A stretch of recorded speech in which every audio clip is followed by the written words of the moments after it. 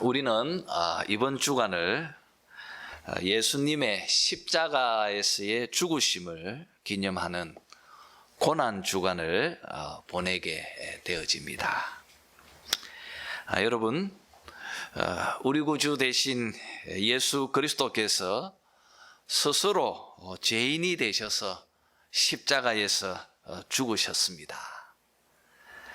그가 죽으심으로 우리는 하나님 앞에서 산자가 되었습니다. 오늘 우리가 읽은 이 말씀은 이른바 한 사람, 이 대표 원리를 바울이 우리들에게 잘 설명해 주고 있는 말씀입니다. 여러분, 14절에 보면 아담은 오실자의 모형이라고 말하고 있습니다.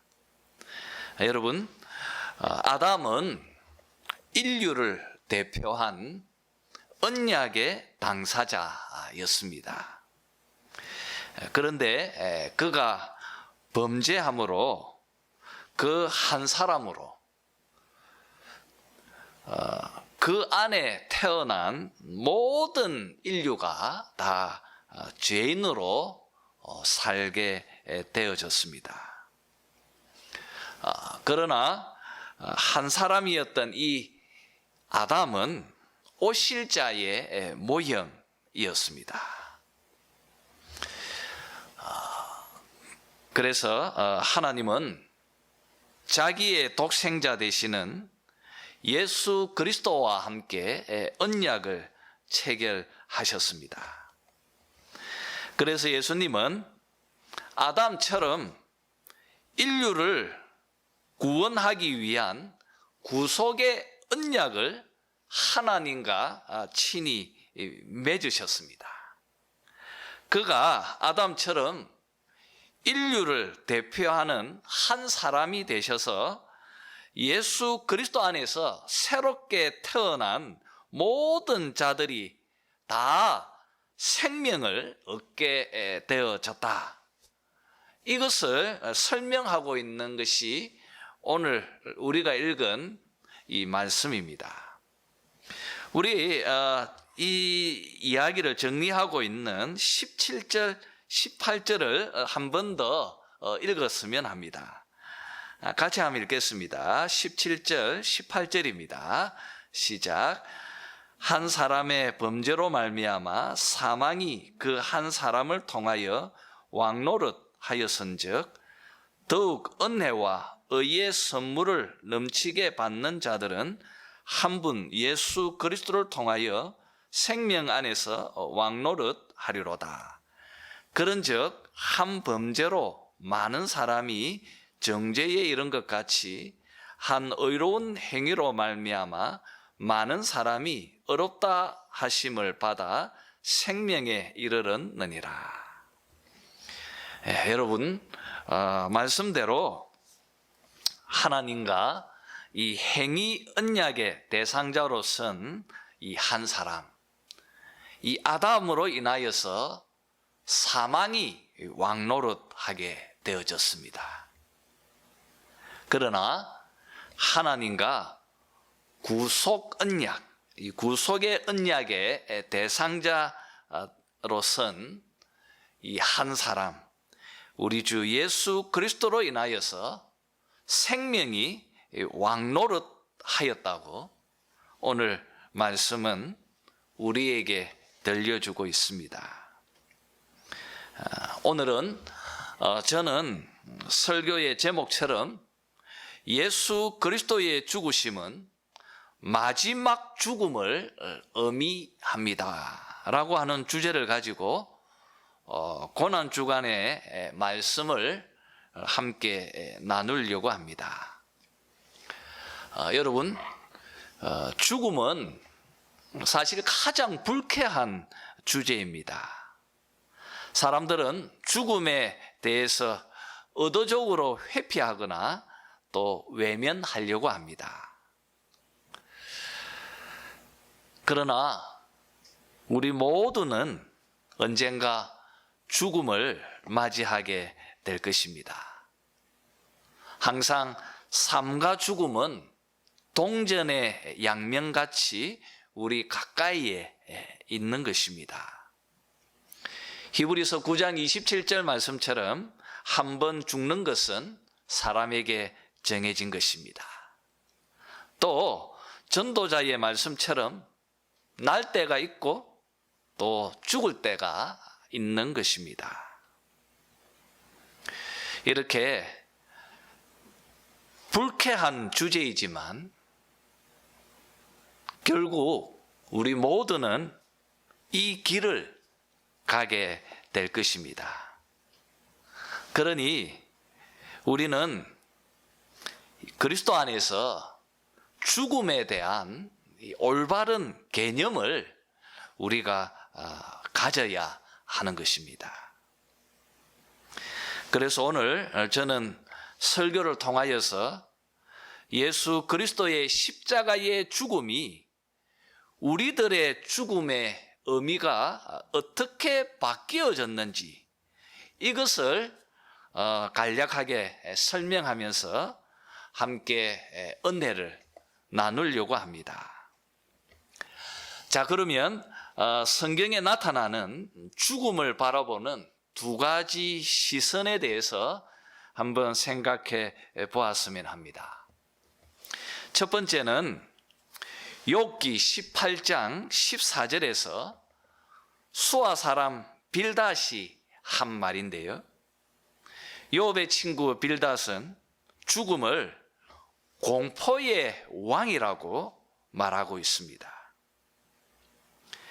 여러분, 이처럼 사람들은 죽음을 두려워합니다.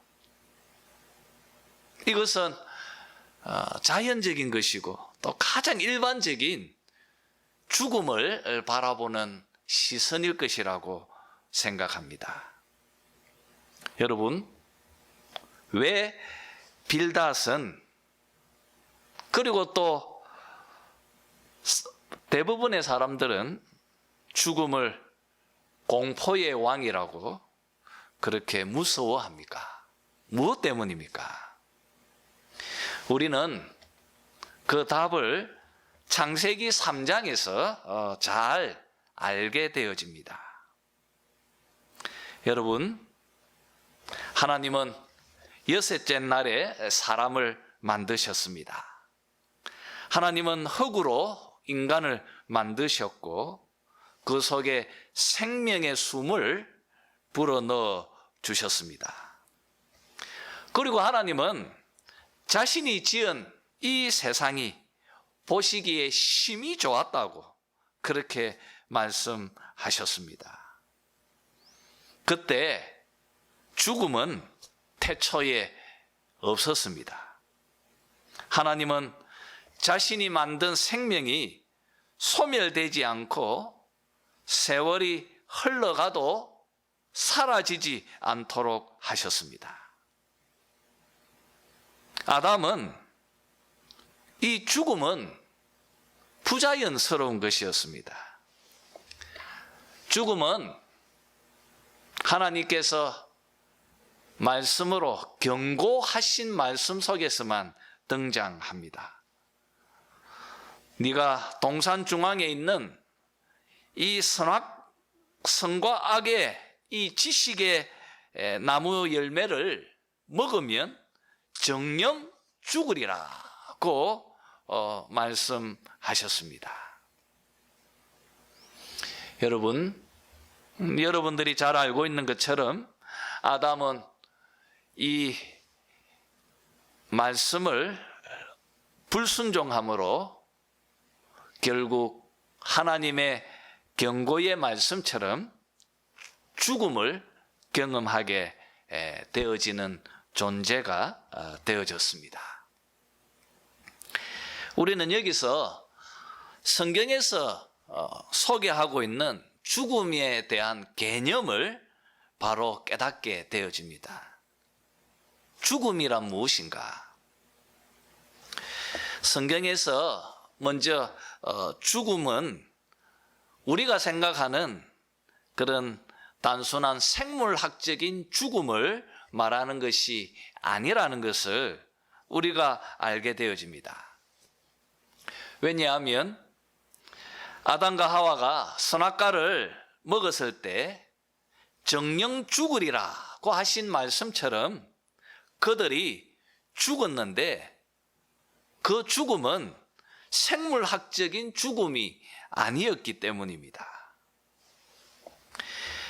하나님은 아담이 불순종해서 이 행위 언약을 스스로 파기해 버렸을 때에 하나님은 그들을 에덴 동산에서 급하게 추방하셨습니다. 그들을 에덴 동산에서 추방하면서 하나님은 그들과의 사귐과 교제를 단절시켜 버리셨던 것을 알게 되어집니다. 이렇게 성경은 생명과 죽음의 개념을 생명의 근원자이신 창조주 하나님과 생명의 결속을 하고 있는가 하지 않는가, 여기에 바로 생명과 죽음의 개념이 담겨져 있다는 것을 알게 되어집니다. 여러분, 마치 꽃병에 담겨 있는 꽃과 같은 것입니다. 여러분, 꽃병에 담겨 있는 꽃은 살아있는 것입니까? 아니면 죽은 것입니까? 실제적으로 뿌리에 잘려지는 순간 그 나무는 죽은 것입니다. 지금 꽃병에 담겨 있는 꽃은 우리 눈에는 살아있는 것처럼 보여져도 실제로 죽은 것입니다. 이것과 똑같은 것이 바로 창세기 3장에서 그려주고 있는 생명과 죽음의 개념입니다. 여러분, 아담이 범죄해서 에덴 동산에서 추방당할 때 그들은 이미 생명의 하나님과 단절되면서 영적으로 죽은 자가 되어진 것입니다. 마치 뿌리에 잘려져서 꽃병에 담겨있는 꽃과 같이 되어진 것입니다. 그리고 사람들은 하나님께서 심판하시면서 저주하셨던 말씀처럼 너는 흙이니 흙으로 돌아갈지어다 라고 하는 말씀처럼 그들은 우리가 알고 있는 실제적인 생물학적인 죽음을 맞이하게 되어진 것입니다. 여러분, 마치 꽃병 속에 꽂혀 있는 꽃이 조금씩 시들다가 결국 완전히 말라서 죽어버리는 것처럼 우리 인간들도 나이가 들면 들수록 노화가 진행되어져서 결국 병들어 죽는 것입니다. 여러분, 이렇게 죽음은 로마서 6장 23절의 말씀처럼 죄의 삭인 것입니다. 죄에 대한 하나님의 심판이고 저주였기 때문에 인간은 본성적으로 죽음을 두려워하는 것입니다. 죽은 후에 하나님 앞에 서서 자신의 죄에 대한 하나님의 무서운 심판을 받아야 한다는 것을 알고 있기 때문에 죽음을 두려워하는 것입니다. 그래서 욥의 친구 빌닷이 죽음을 공포의 왕이라고 말한 것입니다. 여러분, 두 번째로 성경에서 죽음을 바라보는 또 다른 시선이 있습니다. 그것은 사도 바울의 시선입니다. 빌립보서 1장 21절의 말씀처럼 사도 바울은 죽는 것도 유익함이라고 말하고 있습니다. 여러분, 바울은 더 이상 죽음을 공포의 왕이라고 말하지 않습니다. 바울은 오히려 죽음은 그리스도 안에 사는 자들에게 유익한 것이다. 유익한 것이다. 죽음은 유익한 것이다. 또 요한계시록을 보면 죽음은 복된 것이다 고 말하고 있습니다. 이렇게 죽음에 대한 인식이 완전히 바뀌어 있는 것을 봅니다. 바울에게 있어서 죽음은 매우 긍정적인 유익한 것이고 또 희망적이고 복된 것이라고 말하고 있습니다. 여러분, 왜 이렇게 신약에서 죽음의 인식이 공포의 왕에서 유익하고 복된 것으로 바뀌어진 것입니까? 무엇 때문입니까? 여러분, 이것이 중요합니다. 왜 그렇습니까? 그 이유는 우리 주 예수 그리스도께서 우리를 대신해서 우리의 모든 죄악들을 다 짊어지시고 십자가에서 하나님의 진노와 심판을 받으시면서 죽으셨기 때문입니다.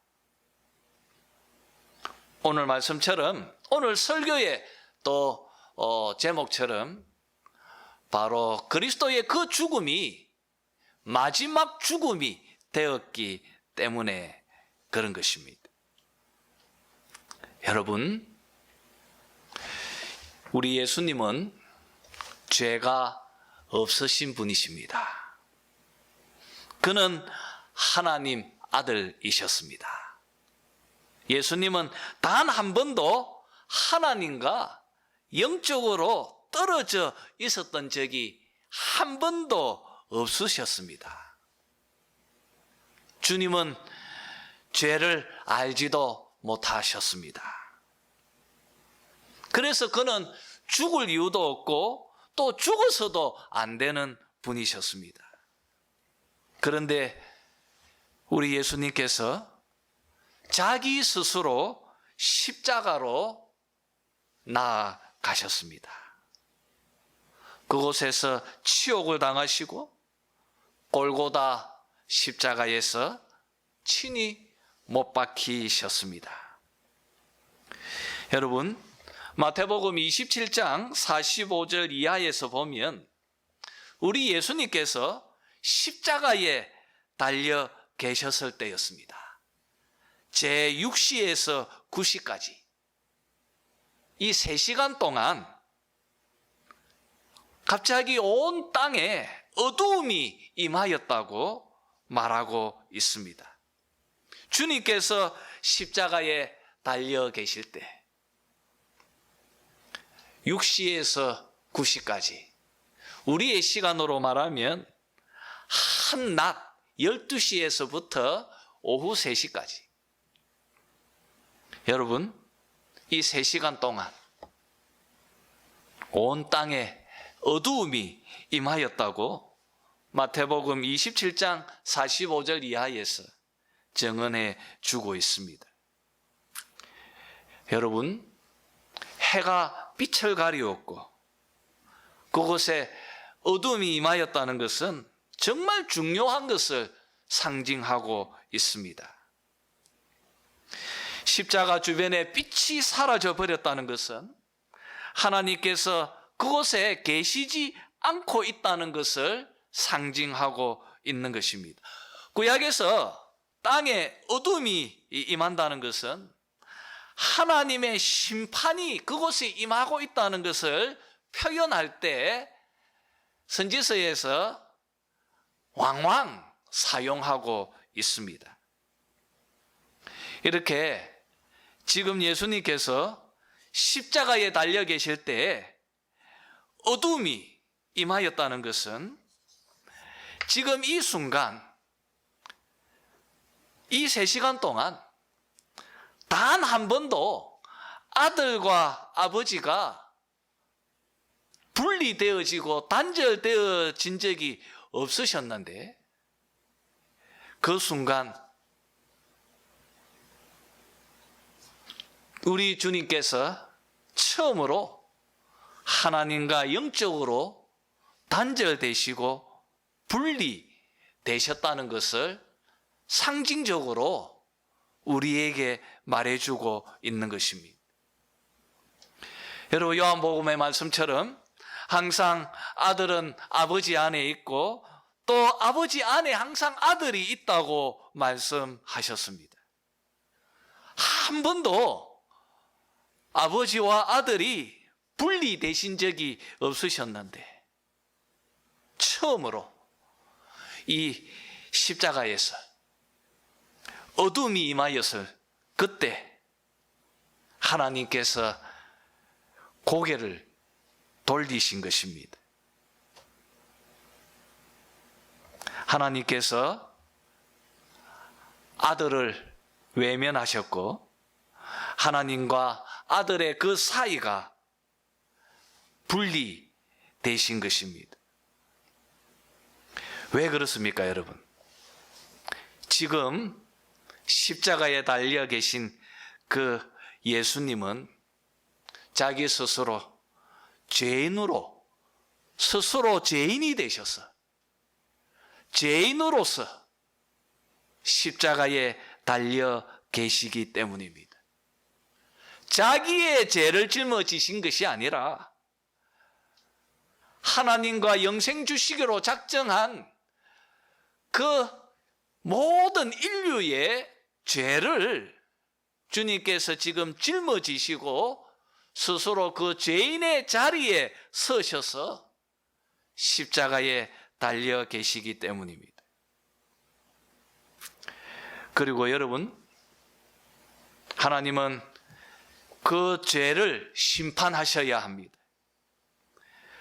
공의의 하나님께서 인류를 향하여 쏟아부어야 할 그 심판의 진노를 그 어둠의 그 시간 속에서 아들에게 온전히 지금 쏟아 부으셔야 했기 때문에 아버지는 아들을 외면하셔야 했고 또 버리셔야 했던 것입니다. 여러분, 주님은 십자가에서 죄인으로 지금 달려 계십니다. 그는 죄가 없으신 분이십니다. 그런데 그가 우리의 죄를 짊어지고 십자가에 죄인으로 달려 계십니다. 어두움을 임하면서 하나님은 예수님을 죄인으로 취급하셨습니다. 그러면서 아들을 외면하셨습니다. 한 번도 단절되어진 적이 없었던 둘 사이가 그때 처음으로 아버지와 아들의 사이가 그가 짊어지고 있는 그 죄 때문에 단절되어진 것입니다. 여러분, 하나님께서 아들을 버리셨다는 것은 마귀와 사탄들에게 예수님을 공격할 수 있도록 허용하셨다는 것을 또 의미하는 것입니다. 정말 이 어두움의 이 3시간은 예수님에게 있어서 너무나 무서운 공포의 왕이었습니다. 예수님께서 이 어둠의 시간 속에서 하나님의 진노를 만족시키기 위해서 겪어야 했던 고통은 너무나 엄청난 것이었습니다. 그래서 우리 주님께서 제9시점에 크게 소리 지르시면서 엘리 엘리 라마 사박다니, 나의 하나님 나의 하나님 어찌하여 나를 버리셨나이까. 그렇게 절규하셨던 것입니다. 여러분, 그리고 주님께서 하나님의 공의를 만족시키시고 하나님의 심판을 스스로 죄인이 되셔서 다 받으신 후에 마지막 주님께서 다 이루었다, 다 이루었다고 그렇게 말씀하셨습니다. 그리고 마지막으로 육체의 죽음을 맞이하실 때 아버지, 나의 영혼을 아버지께 맡깁니다. 그렇게 말씀하시고 돌아가셨습니다. 사랑하는 성도 여러분, 아무런 죄가 없으신 예수님께서 스스로 죄인이 되셔서 우리의 모든 죄를 짊어지시고 십자가에 죽으신 것입니다.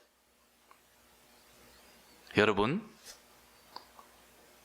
오늘 이 가르침처럼 예수님의 죽음은 나의 죽음인 것입니다. 그리스도께서 십자가에서 죽으셨을 때 나도 그와 함께 죽은 것입니다. 예수님께서 십자가에서 죽을 때 나도 그와 함께 같이 죄에 대해서 죽은 자가 되어진 것입니다. 그래서 사도 바울은 고린도전서 15장 55절에서 사망아, 너희의 쏘는 것이 어디 있느냐, 그렇게 말한 것입니다.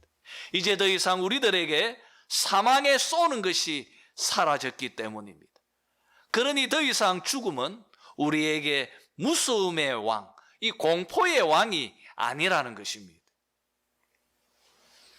그래서 여러분, 그리스도의 죽음은 믿음으로 그리스도 안에 있는 모든 자들의 죽음이 되어진 것입니다. 그래서 오늘 설교의 제목처럼 그리스도의 죽음은 마지막 죽음을 의미하는 것이 되어진 것입니다. 그런데 여러분, 그리스도께서 십자가에서 우리를 대신해서 다 죽으셨는데 오늘 우리가 함께 문답했던 하이델베르그 교리문답 42문에 있는 질문처럼 그리스도께서 우리를 대신해서 다 죽으셨는데 왜 우리가 또 죽습니까? 왜 우리가 또 여전히 죽어야 합니까? 여러분, 이 질문에 이게 하이델베르그 교리문답은 이렇게 답변합니다. 우리의 죽음은 죄의 값을 지불하는 것이 아니라는 것입니다. 우리의 죽음은 더 이상 사망이 쏘는 것, 더 이상 두려움과 공포의 왕으로서 다가오는 것이 아니라는 것입니다. 우리의 죽음은 죄값을 지불하는 것이 아니다. 그것이 아니라 우리의 죽음은 죄를 짓는 것을 끝내고 영원한 생명으로 들어가는 것입니다 라고 답하고 있습니다. 여러분, 이게 무슨 말입니까? 이제 그리스도 안에서 죽은 자들은 이제 더 이상 죄와 연관되어져 있는 죽음이 아니라는 것입니다. 그리스도 안에서 죽는 자들은 그 죽음의 의미가 더 이상 하나님의 심판을 받기 위한 그 정죄와 진노의 문을 열고 들어가는 것이 아니라는 것입니다.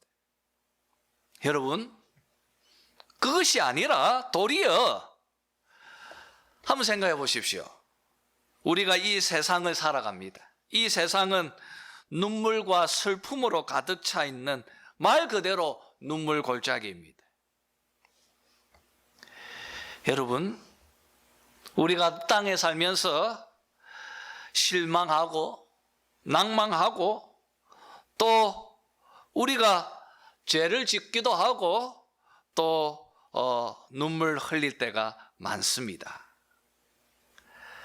그런데 그리스도께서 우리를 대신해서 죽었기 때문에 그 죽음은 더 이상 저주도 아니고 죄의 삭도 아니고 오히려 그 죽음은 이 세상의 눈물을 끝내는 것을 의미한다는 것입니다.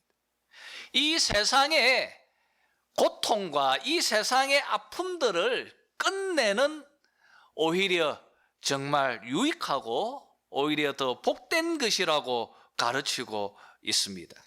뿐 아니라 성도들의 죽음은 하나님 앞에서 새로운 삶을 시작하는 하나님의 은혜의 보좌를 열고 들어가는 문이라고 지금 이 42문에서 우리에게 가르쳐 주고 있는 것입니다. 여러분, 이제 더 이상 그리스도 안에서 우리들은 죽음을 공포의 왕으로 말할 이유가 없다는 것입니다. 오히려 사도 바울의 말처럼 이제 그리스도 안에서 죽는 자들은 오히려 유익한 것입니다. 오히려 복된 것입니다. 오히려 그 죽음의 문을 열고 들어가서 주인의 참 그 잔치 가운데 거하게 되어진 것입니다. 여러분, 이제 말씀을 정리하겠습니다. 욥의 친구 빌닷은 복음을 알지 못했습니다. 그는 예수 그리스도의 십자가의 의미를 알지 못했습니다. 그래서 그는 죽음이 공포의 왕이라고 말할 수밖에 없었습니다. 그러나 사도 바울은 달랐습니다. 그는 복음을 깨달았습니다. 예수 그리스도의 십자가의 죽음, 그 죽음의 의미가 무엇을 의미하는지를 잘 알고 있었습니다. 그래서 그는 그리스도 안에서 죽음은 유익한 것이라고 우리에게 가르쳐 주고 있는 것입니다. 여러분, 주님께서 십자가에서 죽으심으로 우리의 그 죽음의 의미를 바꾸어 놓아 주신 것입니다. 이렇게 우리 예수님께서 십자가에서 이 죽음을 극복하시고 이 죽음을 이기신 것입니다. 이제 저는 마지막으로 여러분에게 진지하게 묻고 싶습니다. 여러분들은 죽음은 여러분에게 무엇입니까? 빌닷의 말처럼 공포의 왕입니까? 아니면 바울의 말처럼 유익한 것입니까? 우리 모두가 다 언젠가는 죽음의 문을 열고 주님께서 계신 그곳으로, 그 영광의 면류관이 예비되어져 있는 그곳으로 들어가게 될 것입니다. 여러분, 꼭 기억하시기를 바랍니다. 우리 주 예수 그리스도의 죽으심은 마지막 죽음입니다. 내가 죄의 값을 치러야 하는 그 죽음은 주님이 죽으시면서 끝난 것입니다. 그리스도의 죽음이 바로 마지막 죽음입니다. 이제 우리는 더 이상 죽음을 두려워할 이유가 없습니다. 이것이 바로 복음입니다. 이것이 바로 복음이 우리에게 가르쳐주고 있는 자유입니다. 여러분, 이 믿음 안에서 사도 바울처럼 죽음은 유익하고 복된 것이라고 그렇게 고백하면서 그 믿음 위에 서서 또 이번 한 주간 고난 주간을 걸어가는 여러분 되시기를 주님의 이름으로 축원합니다. 기도하도록 하겠습니다.